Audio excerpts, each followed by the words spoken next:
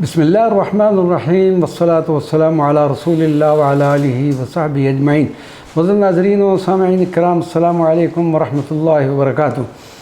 آج ہم سیدہ کائنات کی چند دعائیں مختصر انداز میں پیش کرتے ہیں۔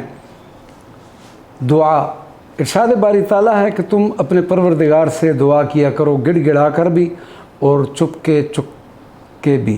ایک اور مقام پر اللہ جل وعز نہیں فرمایا، قرآن پاک میں ارشاد فرمایا، تمہارے رب کا فرمان ہے کہ تم مجھ سے دعا کرو، ادعونی استجب لکم، کہ تم مجھ سے دعا کرو میں تمہاری دعاؤں کو قبول فرماؤں گا۔ حضرت نعمان بن بشیر سے روایت ہے کہ رسول اللہ صلی اللہ علیہ وسلم نے فرمایا دعا عین عبادت ہے، اور ایک اور حدیث نبوی دعا عبادت کا مغز اور جوہر ہے۔ سرکار مدینہ صلی اللہ علیہ وسلم نے فرمایا کہ دعا کے علاوہ کوئی شے اللہ کی تقدیر کو بدل نہیں سکتی، اور نیکی کے سوا کوئی چیز عمر میں اضافہ نہیں کر سکتی۔ اس لیے حضور پر نور صلی اللہ علیہ وسلم نے ایک موقع پر ارشاد فرمایا، اللہ کے بندو دعا کو اپنے اوپر لازم کر لو۔ سیدہ کائنات کی دعائیں۔ سیدنا حسن بن علی رضی اللہ تعالی عنہما فرماتے ہیں کہ میں اپنی والدہ ماجدہ کو صبح و شام نہایت خشوع و خضوع کے ساتھ دعائیں مانگتے ہوئے دیکھا کرتا تھا۔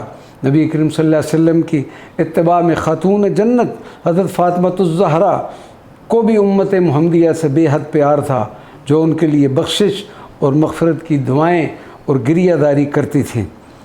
کتب میں کئی ایسی دعائیں مرقوم ہیں جو آپ علیہ الصلاۃ والسلام کو سرکار دو عالم صلی اللہ علیہ وسلم نے وقتاً فوقتاً تعلیم فرمائی تھی۔ اس کے علاوہ اور بھی کئی دعائیں خاتون جنت سے منسوب بتائی جاتی ہیں۔ ان میں سے چند ایک کا حصول برکت کے لیے ہم ذکر کرتے ہیں۔ کتاب کا نام ہے سیدۃ نساء العالمین فاطمۃ الزہرا۔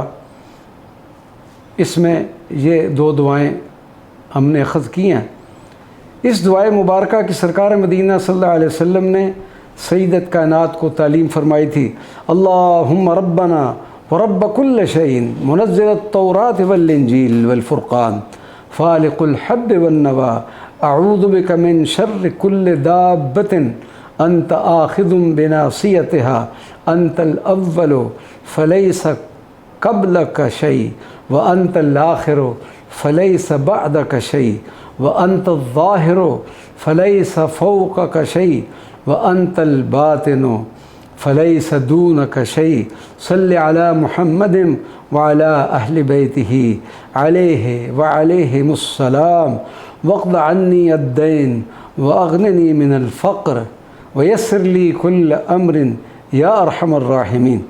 سرکار دو عالم صلی اللہ علیہ وسلم نے مخدومہ کائنات کو اس دعا مبارکہ کی بھی تلقین فرمائی تھی کہ وہ اس دعا کو پڑھا کریں۔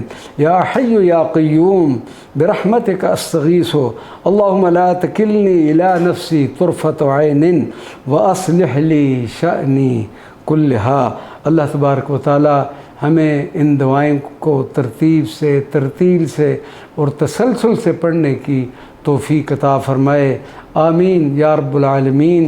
وما علینا الا البلاغ المبین۔